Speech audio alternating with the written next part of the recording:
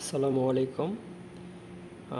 আমরা যারা ডেল কম্পিউটারে ডেল সিপিইউ যেগুলো আছে সেগুলোতে উইন্ডোজ দিতে গেলে আমাদের বুটেবল যে পেন ড্রাইভ আছে এটা লাগানোর পরে সাধারণত এই পেন ড্রাইভটা শো করে না বুট মেনুতে, বা উইন্ডোজ সেট আপ রান করতে পারি না।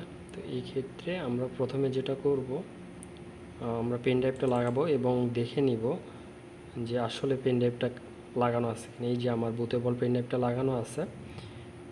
এখন আমি রিস্টার্ট দেব কম্পিউটারটা। রিস্টার্ট দিলাম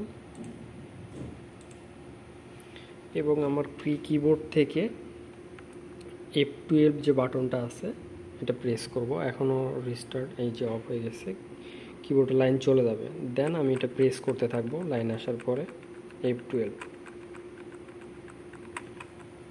এই যে এটা আসার পরে অনেকে আমরা এই ইউএসবি ডিভাইস যেটা আছে উপরে,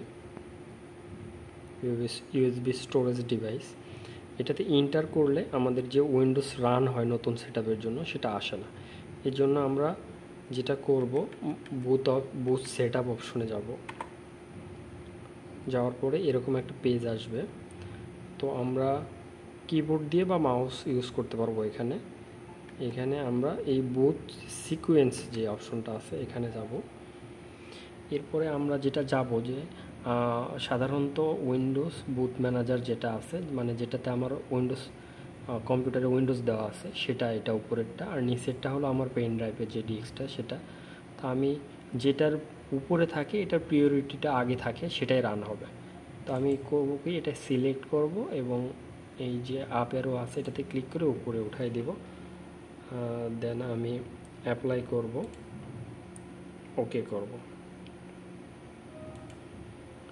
এই যে এখন দেখতে পাচ্ছেন আমার UEFI এই ডিস্কটা উপরে উঠে গেছে এবং উইন্ডোজ বুট ম্যানেজারটা নিচে চলে আসছে। এখন যদি আমি এক্সিট করি, এর আগে আমার উইন্ডোজটা অটোমেটিক রান হতো, এখন আমার পেন টাইপের যে বুটেবল সেটআপটা আছে এটা অটোমেটিক রান হয়ে যাবে।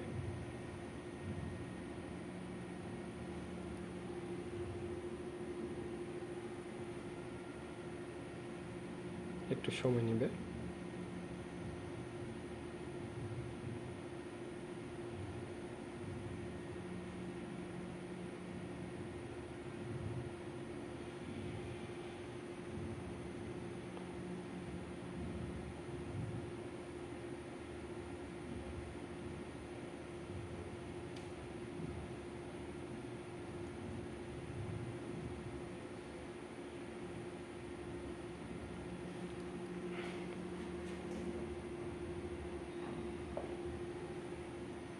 এই যে উইন্ডোজ সেটআপের যে পেজটা আসছে এটা চলে আসছে। আমি যদি এখন এই যে উইন্ডোজের এই ফরম্যাটটা আপডেট ভার্সনের, এই জন্য গ্রাফিক্যাল মোডটা নতুন সিস্টেমে আসছে।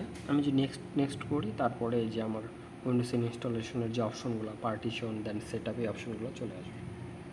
Thank you.